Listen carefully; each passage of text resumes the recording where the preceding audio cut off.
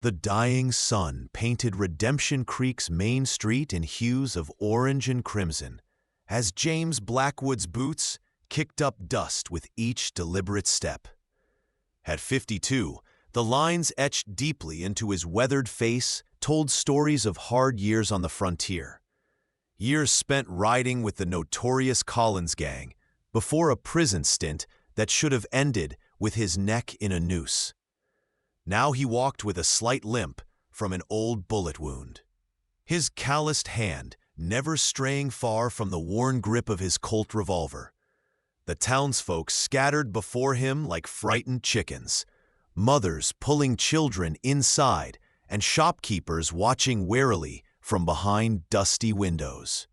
James had been running for 3 weeks, since the botched bank robbery in Tucson that left 2 of his companions dead and a bullet lodged in his side, a wound festering with each passing day. The blood loss and fever had driven him to this backwater settlement out of desperation rather than choice. He needed a doctor, supplies, and a fresh horse before the law caught up with him. Sweat beaded on his forehead despite the evening chill, and each breath came with increasing difficulty. Where are you watching from, friend? If you're enjoying this story so far, please consider subscribing to the channel. Let me know in the comments what town or city you're watching from. I'd love to hear from you. On the opposite end of the street stood the newly constructed schoolhouse, its whitewashed walls standing in stark contrast to the weathered buildings surrounding it. Inside, Catherine Montgomery wiped chalk dust from her hands as she finished preparing tomorrow's lessons. At 34, Catherine had left behind a comfortable life in Boston 3 years ago, after the death of her fiancé in a carriage accident. The pain of loss had driven her west, seeking purpose in a place where education was as rare as rainfall. With auburn hair pulled back in a practical bun and intelligent green eyes that missed little, she had earned respect in Redemption Creek not through force, but through quiet determination. The daughter of a military doctor, Catherine possessed medical knowledge that made her the closest thing to a physician the small settlement had. The town's actual doctor had succumbed to influenza the previous winter, leaving her to tend to everything from birthing babies to setting broken bones. She had just extinguished the oil lamp when the sound of a commotion outside drew her attention to the window. Sheriff William Hayes had served Redemption Creek for 8 years, maintaining a fragile peace through equal measures of fairness and firmness. His salt and pepper mustache twitched with concern as he stood in the middle of the street, watching the approaching stranger with the practiced eye of a man who had faced down his share of trouble. "Hold it right there, mister," he called out, hand hovering near his holster. "State your business in Redemption Creek." The tension in the air thickened like approaching storm clouds as townsfolk peered from doorways and windows, sensing the confrontation brewing in their usually peaceful community. Hayes had received a telegram just yesterday about the Tucson robbery, and the description of the surviving outlaw matched the haggard man before him perfectly, right down to the distinctive scar cutting through his left eyebrow. James swayed slightly, fighting to maintain his focus as black spots danced at the edges of his vision. "Need a doctor," he managed, his voice a hoarse whisper as he struggled to remain standing. "Got money to pay?" The lie came easily.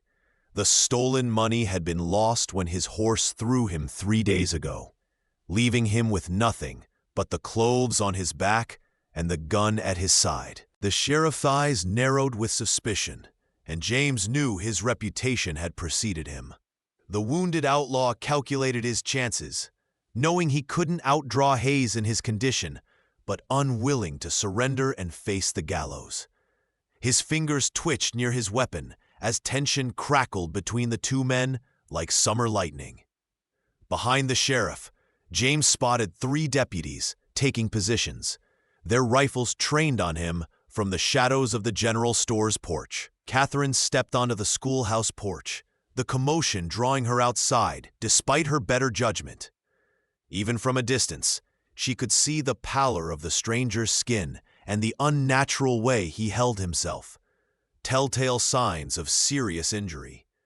Professional instinct overrode caution as she gathered her skirts and moved swiftly down the steps. "Sheriff Hayes," she called out, her clear voice cutting through the tension. "That man needs medical attention."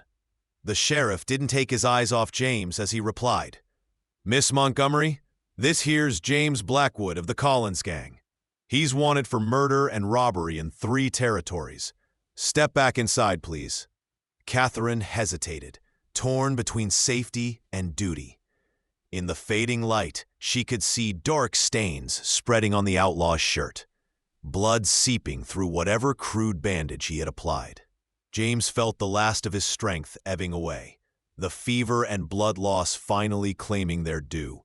The world tilted alarmingly as his knees buckled, sending him staggering against the hitching post outside the general store. "Shoot me if you must," he gasped, the words torn from his parched throat as he slid down to one knee. Better a bullet than dying slow like this. His vision blurred as he looked up at the circle of faces surrounding him. The stern sheriff, the wary deputies, and the schoolteacher with concern written across her features. James had expected to die with a gun in his hand, not begging for mercy in some dusty backwater town. Shame and defiance warred within him as consciousness began to slip away. His fingers fumbled for his revolver one last time, not to fight, but to force Hayes into ending his misery. Catherine's mind raced as she assessed the situation with clinical precision. The outlaw would die without treatment, and despite his reputation, she couldn't stand by and watch a man perish, not when her skills might save him. "No," she answered firmly, stepping between the sheriff and the kneeling figure. "I'll heal you instead." The declaration sent murmurs rippling through the gathering crowd. She turned to Sheriff Hayes, her expression resolute. "Lock him up if you must, but let me treat his wounds first. We are not savages, William."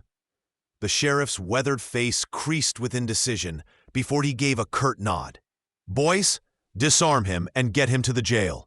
Miss Montgomery can tend to him there, under guard."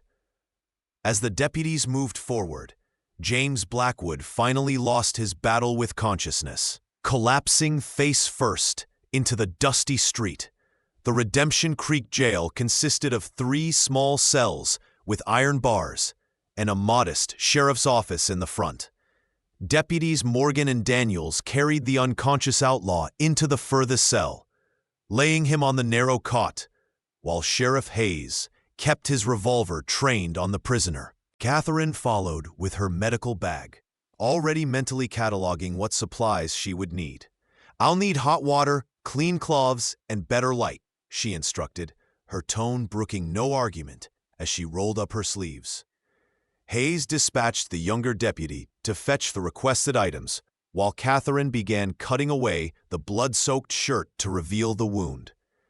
What she found made her inhale sharply. An angry, inflamed entry wound with telltale red streaks of infection spreading outward. "The bullet's still inside," she announced, pressing gently around the wound. "And infection has set in."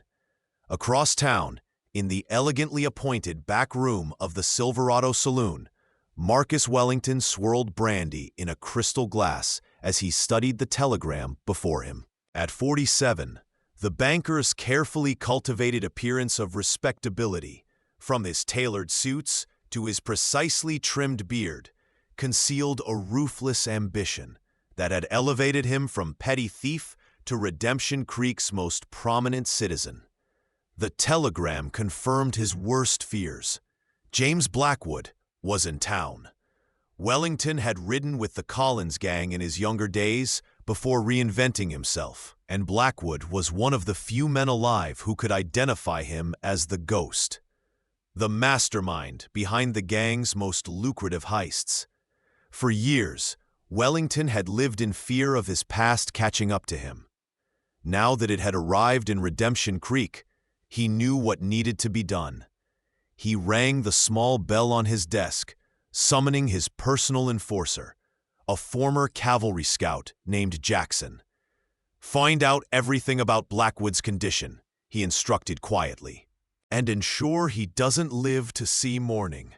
Catherine worked through the night, her skilled hands extracting the bullet from James's side by lamplight, while Deputy Morgan stood guard.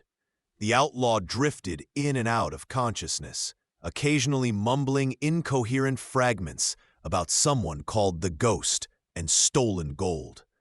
She cleaned the wound thoroughly, applied a poultice of herbs to draw out the infection, and wrapped his torso in clean bandages. By the time the first hints of dawn appeared, she had done all she could. Now it was up to his body's natural resilience to fight the infection. Sheriff Hayes entered as she was washing blood from her hands in a basin of water. "Will he live?" he asked gruffly, eyeing the pale figure on the cot. Catherine wiped her hands on a towel, exhaustion evident in the slump of her shoulders. "If the fever breaks within the next day, yes. I've removed the bullet and cleaned the wound, but the infection had a significant head start." As sunlight began filtering through the small barred window of the cell, James Blackwood opened his eyes, momentarily confused by the absence of pain that had been his constant companion for weeks. The events of the previous evening came rushing back as he took in his surroundings. The jail cell, the bandages wrapped around his torso, and the schoolteacher dozing in a chair beside his cot. Catherine stirred at his movement, instantly alert despite her exhaustion. "Don't try to move," she instructed, reaching for a cup of water. "The wound needs time to heal." James accepted the water, studying her with puzzled eyes as she checked his bandages. "Why?" he asked simply, his voice rough from disuse.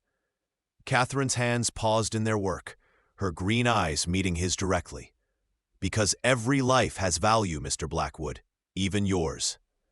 The statement, delivered without judgment or pity, struck him more profoundly than he expected. Sheriff Hayes entered the cell, nodding curtly to Catherine before turning his attention to the prisoner. "You'll stand trial once the circuit judge arrives next month, Blackwood. Until then, you're staying right here." James nodded weakly, lacking the strength to argue.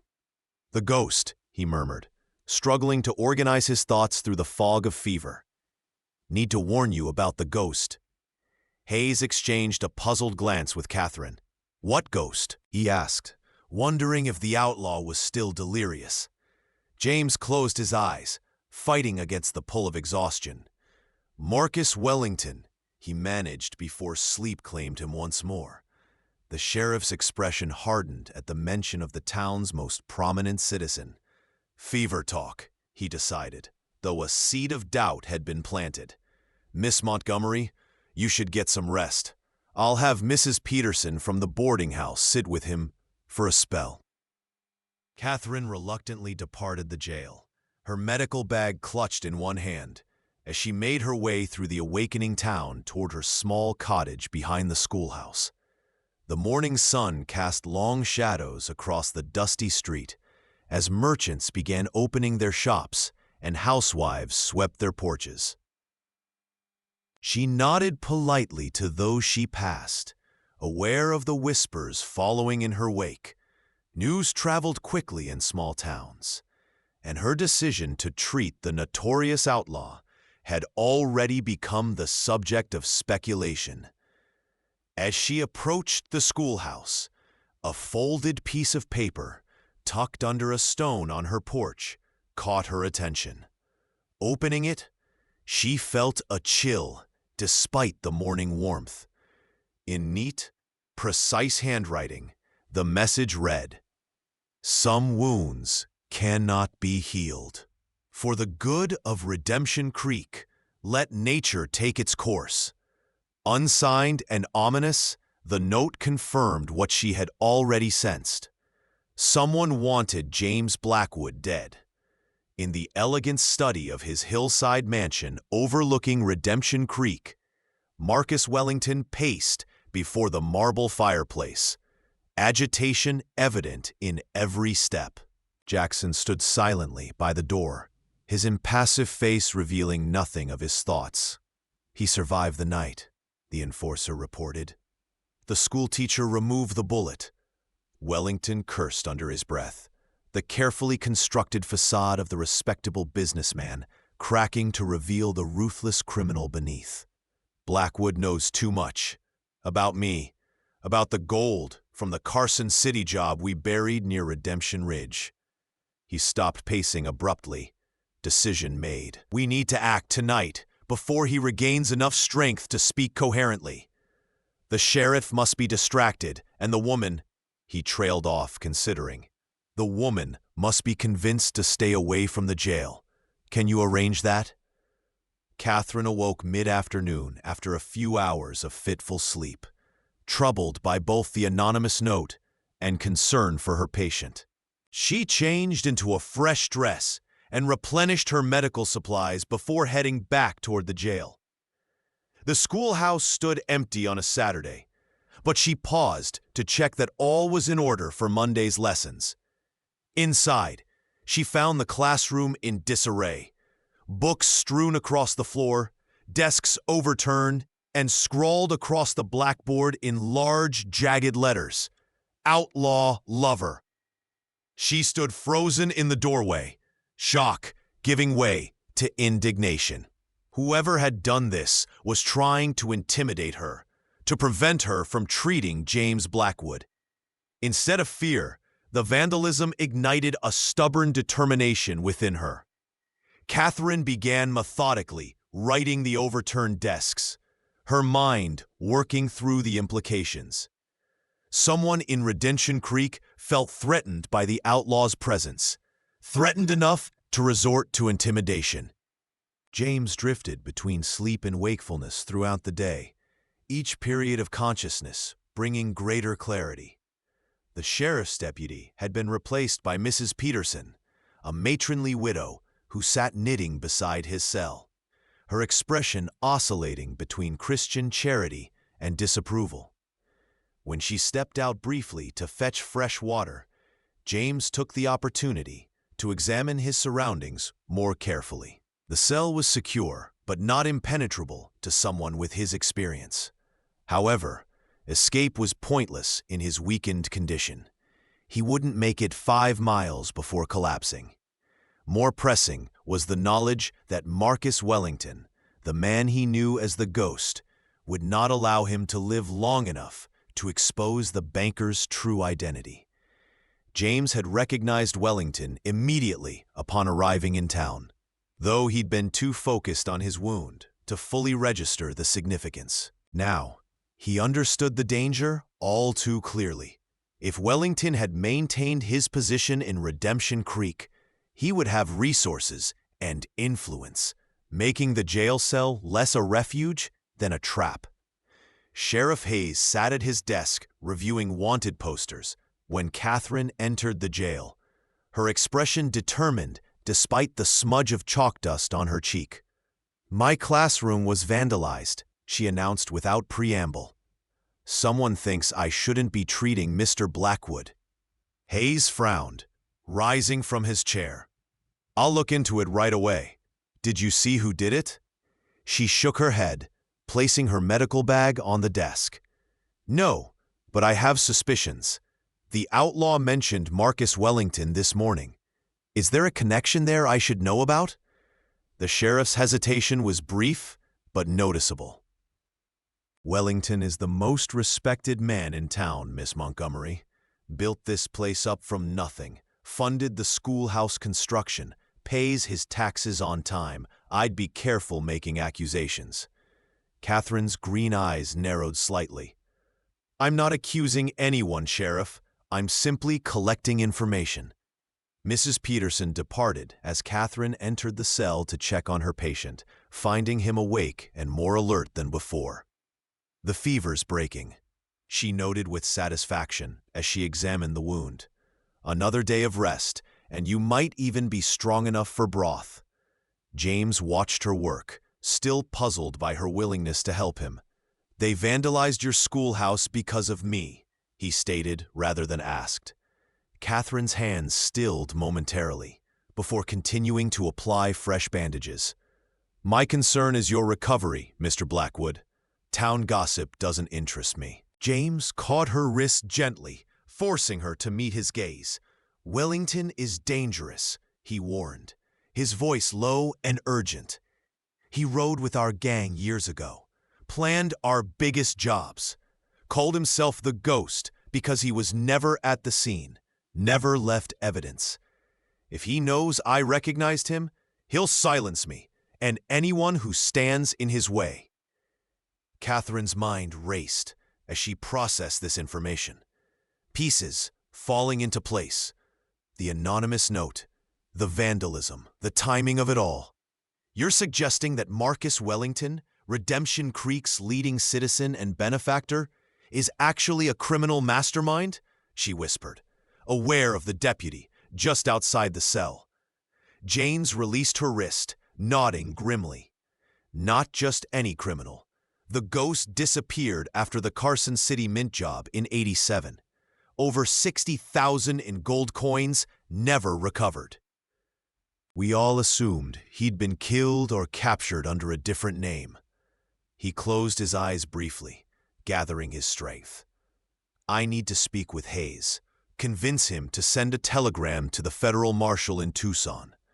There's evidence there, in my old possessions, a letter in the Ghost's handwriting. It would match Wellington's." Catherine hesitated, torn between skepticism and the ring of truth in the outlaw's words. "I'll speak to the sheriff," she finally promised, "but he'll need more than the word of a wanted man to act against Wellington." As dusk descended on Redemption Creek, Sheriff Hayes locked the jail for the night, leaving Deputy Morgan on guard duty while he conducted his evening rounds. Catherine had returned to her cottage to prepare fresh poultices, promising to return before nightfall. The streets gradually emptied as townspeople retired to their homes or gathered at the Silverado Saloon for evening entertainment. In the shadows between buildings, Jackson observed the jail's routine with professional detachment. Beside him stood 2 hired guns, drifters with no connection to Redemption Creek, paid handsomely for a single night's work. "The plan's simple," he instructed in a low voice. "Wait for my signal. The fire at the livery stable will draw the deputy out. Get in, silence Blackwood, and disappear. No witnesses, no complications." The men nodded their understanding, hands resting on their weapons as they melted further into the shadows. Catherine lit the lantern in her cottage, gathering the supplies she'd prepared for her evening visit to the jail. A knock at her door interrupted her preparations. Opening it cautiously, she found young Tommy Peterson, Mrs. Crane, Peterson's grandson, standing on her porch with an urgent expression. "Miss Montgomery, Ma says to come quick. It's Mrs. Ammett's time, and the baby's coming wrong." Catherine's heart sank. Emma Abbott was 8 months pregnant with her first child, and complications could prove fatal for both mother and infant. "I'll get my birthing kit," she decided, medical duty temporarily overriding her concern for James. "Run ahead and tell your grandmother I'm coming." As she gathered the necessary supplies, Catherine couldn't shake the feeling of unease that settled over her. The timing seemed too convenient, but she couldn't ignore a woman in labor. She hastily scribbled a note explaining her absence and asked Tommy to deliver it to Deputy Morgan at the jail. James knew something was wrong the moment he heard shouting in the street. Forcing himself to his feet, he peered through the small window of his cell just in time to see an orange glow illuminating the night sky. Fire, and from the direction, likely the livery stable. Deputy Morgan paced anxiously in the office, torn between his orders to guard the prisoner and his duty to help with the emergency. When the door burst open and someone shouted that horses were trapped in the burning stable, the young deputy made his decision. "I'll be right back. Blackwood," he called, checking that the cell was securely locked before rushing out, leaving the jail momentarily unattended. James moved quickly, despite his pain, retrieving the small metal file he'd worked loose from his cot's frame during the day. He'd spent decades learning the tricks of survival, and picking locks was among the most useful skills for a man in his profession. The jailbreak wasn't about escape, it was about survival. If Wellington's men were coming for him, he refused to die locked in a cage. Catherine arrived at the Abbott home to find not a woman in labor, but an empty house with no sign of distress.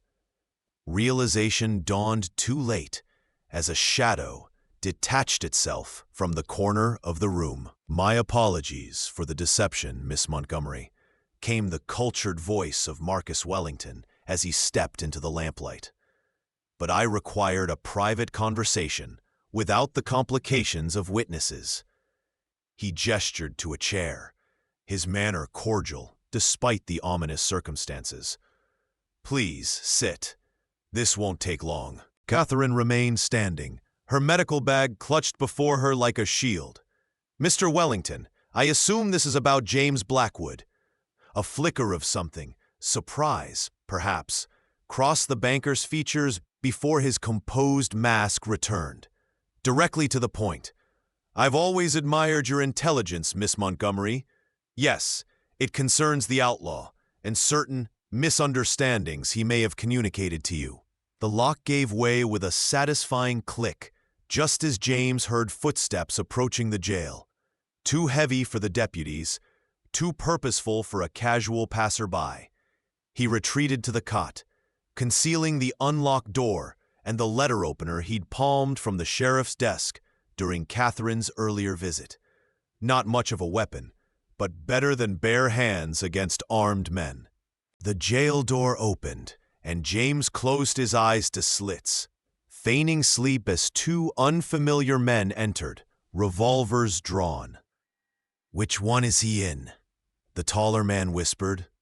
"End cell," replied his companion, moving forward cautiously. "Wellington wants it to look natural, like the fever took him." James controlled his breathing, gathering what strength he possessed for the moment they would open the cell door. He had one chance. Surprise was his only advantage against armed men in his weakened state. Catherine's mind worked rapidly as she faced the banker, calculating options and consequences. "What misunderstandings would those be, Mr. Wellington? That you were once known as the Ghost? That you masterminded the Carson City robbery?" She watched his expression carefully, noting the momentary tightening around his eyes. Confirmation enough. Wellington sighed, removing his gloves with deliberate precision. "I had hoped to resolve this amicably. Redemption Creek needs its schoolteacher far more than it needs a dying outlaw. I'm offering you a choice, Miss Montgomery. Forget whatever tales Blackwood has spun. Accept a generous donation to your school building fund and continue your admirable work here. The alternative?" He left the threat unspoken, but his meaning was clear enough. Catherine lifted her chin slightly. "And what happens to Mr. Blackwood in this arrangement?" The taller gunman unlocked the cell door, pistol trained on the seemingly sleeping figure on the cot. "Check if he's already dead," he muttered to his companion. "Fever looks like it might have done our job for us." The second man stepped cautiously into the cell, leaning over James to check for breathing. It was the opening James had been waiting for. With speed belying his condition, he drove the letter opener into the man's thigh, simultaneously rolling from the cot as the wounded gunman howled in pain. The taller assailant fired wildly, the bullet splintering the wooden frame where James had lain seconds before. James crashed into the wounded man's legs, sending both tumbling to the floor in a desperate grapple for the fallen revolver. Outside the jail, the commotion of the livery fire continued. Shouts and the thunder of hoofbeats as freed horses scattered through town. No one would hear the struggle taking place within the jailhouse walls. "Mr. Blackwood's fate is sealed, I'm afraid," Wellington replied with cold finality. "The question is whether you choose to share it."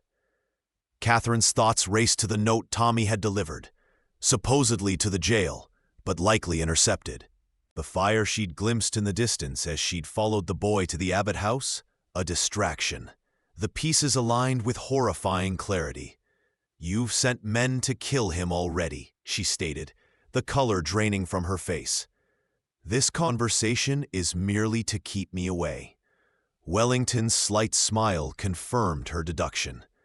"You truly would have made an excellent detective in another life, Miss Montgomery." "Yes, by now the matter should be resolved." Blackwood developed complications from his wound. Tragic, but not unexpected given the severity of his injury. "You did your best, of course, but frontier medicine has its limitations." Catherine took a step toward the door. "I need to go." The struggle in the cell grew desperate as James fought through pain and weakness against the wounded gunman. The taller assailant circled, seeking a clear shot as the two men grappled on the floor. James managed to slam his opponent's head against the iron bed frame, momentarily stunning him. The distraction cost him as the second gunman lunged, pinning James to the floor with a knee pressed into his wounded side. White-hot agony exploded through his body as the barely healed wound tore open. Through the haze of pain, James saw the gunman raise his revolver. Taking aim at point-blank range, the shot that followed echoed deafeningly in the small cell, but it wasn't from the hired gun's weapon. The man's eyes widened in shock as a crimson stain bloomed across his chest. He toppled sideways, revealing Sheriff Hayes standing in the doorway, his smoking revolver still trained on the fallen assailant. Wellington moved with surprising speed for a man his age, blocking Catherine's path to the door. "I'm afraid I can't let you interfere, Miss Montgomery." His refined facade had slipped completely now, revealing the cold calculation beneath.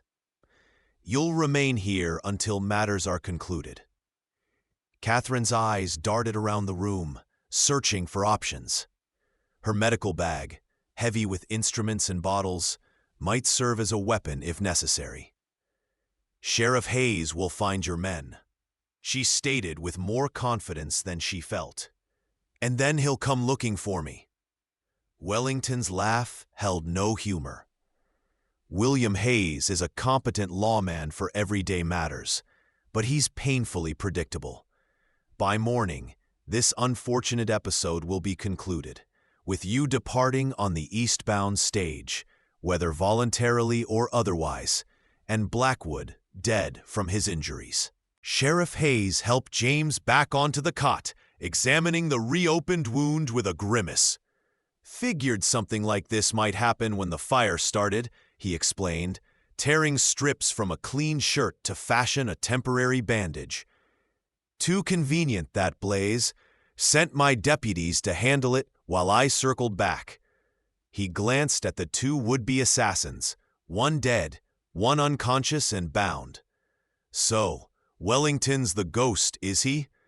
Hard to believe, but these boys didn't come cheap. Professional guns." James winced as the sheriff tightened the bandage. "Catherine, Miss Montgomery, she might be in danger," he managed through gritted teeth. Hayes nodded grimly. "Thought of that too. Deputy Daniels is checking her cottage now." A commotion outside drew his attention. The deputy in question burst through the door, his expression confirming their fears. "She's not home, Sheriff. Tommy Peterson says he delivered a message about Mrs. Abbott having her baby, but I just checked. Mrs. Abbott's visiting her sister in Silver Springs." Catherine kept her expression neutral as her hand slowly closed around the heavy brass microscope in her medical bag. "You won't get away with this, Mr. Wellington. Too many people know." The banker sighed, as if disappointed by her predictable response. "People know what they're told to know, Miss Montgomery. It's a principle I've built my success upon." The sudden crash of breaking glass interrupted whatever he planned to say next. Sheriff Hayes's voice boomed from outside. "Wellington, send Miss Montgomery out and surrender yourself." Wellington's composure cracked as he drew a derringer from his vest pocket. "It appears we've reached the regrettable conclusion of our association," he stated coldly, aiming the small pistol at Catherine. With reflexes honed by years of managing unruly students, she swung the heavy microscope from her bag, striking his arm as the derringer discharged. The bullet shattered a mirror as Catherine ducked, driving her shoulder into Wellington's midsection and sending both crashing to the floor. The confrontation ended with surprising swiftness once Deputy Daniels broke down the door. Wellington, his dignified persona in tatters, was dragged from the Abbott house in handcuffs, raging about his importance to the town and promising retribution. Catherine, shaken but unharmed, gave her statement to Sheriff Hayes, while a doctor was summoned from the neighboring town to treat the prisoners. By morning, news of the banker's double life had spread through Redemption Creek like wildfire. The citizens struggling to reconcile the respected community leader with the ruthless criminal mastermind. The circuit judge arrived 3 days later, far sooner than expected, having been in the vicinity when Hayes's telegram reached him. The trial was brief, the evidence overwhelming once federal marshals recovered documents from Wellington's safe that detailed his criminal enterprises. 2 weeks after that fateful night, Catherine sat beside James's bed in the small room above the sheriff's office that had been converted to a recovery space. His wound was healing properly now, and color had returned to his face. "The judge reduced your sentence," she informed him, arranging fresh bandages on the small table. 5 years instead of hanging, in exchange for your testimony against Wellington and information about the remaining Collins gang members." James nodded, processing this unexpected reprieve. "Why did you do it?" he asked, the question that had haunted him since that first night. "Stand up for me when everyone else wanted me dead." Catherine's hands stilled as she considered her answer. "Because justice and healing go hand in hand, Mr. Blackwood. One without the other leads to festering wounds in bodies and in communities." As autumn painted the surrounding hills with splashes of gold and crimson, James Blackwood stood on the jailhouse porch beside Sheriff Hayes, watching the prison wagon that would transport him to Yuma Territorial Prison. His side had healed completely under Catherine's care, leaving only a puckered scar as a reminder of how close he'd come to death. "5 years will pass quicker than you think," Hayes commented, offering James a cigar. And the judge mentioned the possibility of parole for good behavior. James nodded, accepting the smoke and the implied olive branch from a man who'd once been prepared. "You know," Hayes mused as the prison wagon driver signaled his readiness to depart, "Redemption Creek will need a new sheriff in a few years. These old bones won't chase outlaws forever." James chuckled, the sound rusty from disuse. "Are you suggesting a former outlaw become a lawman? That's quite a transformation." Hayes shrugged, his weathered face creasing in a half-smile. "Seen stranger things. Besides, you've got something most men lack: first-hand knowledge of how criminals think." James considered this unexpected possibility as he climbed into the prison wagon.